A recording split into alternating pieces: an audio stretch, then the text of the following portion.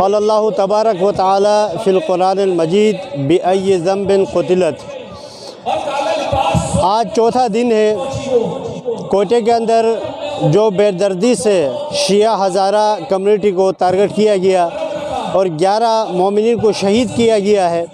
तो लवाहिकीन लाशें लेके आज चौथे दिन धरने पे बैठे हुए हैं और जिससे इजहार यकजहती के लिए पूरे पाकिस्तान में धरने दिए जा रहे हैं। लेकिन हुकूमत वक्त जो है अभी टस से मस नहीं है। उनका मुतालिबा ये है कि इमरान खान साहब वहाँ पर आ जाए और उनके लिए एक ताज़ियत पेश करे, क्योंकि देखिए कि वक्त हुक्मरान की ज़िम्मेदारी भी बनती है कि उसकी पूरी जो रियाया है वो उसकी औलाद की तरह है। अगर एक औलाद को तकलीफ़ पहुंचती है तो बाप की ज़िम्मेदारी बनती है कि वो औलाद के उस दुख में, उस दर्द में वहाँ पहुंच जाए, उसके दुख और दर्द की जो है वो दिफाई करे।